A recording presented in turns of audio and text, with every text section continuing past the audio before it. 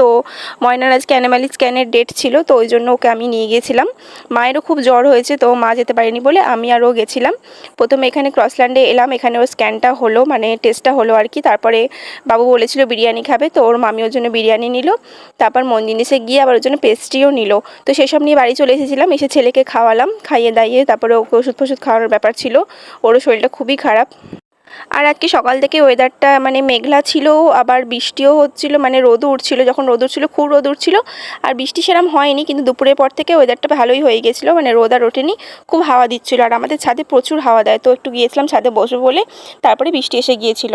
আর দিনের শেষটা এরকম হবে কখনো ভাবতে পারিনি। মানে বিকেল পর থেকে মায়ের শরীর, দুদিন ধরে মায়ের শরীর খুব খারাপ ছিল, বিকেলের পর থেকে আর একটু খারাপ হয়ে গিয়েছিল, তো মাকে হসপিটালাইজ করতে হলো। বাবা আর আমি গিয়েছিলাম, যেহেতু আমি বাড়িতে ছিলাম আজকে, তাই মাকে ইএসআইতে নিয়ে এসে এইচডিইউতে মাকে ভর্তি নিয়েছে, তো মা এখন ওখানেই আছে।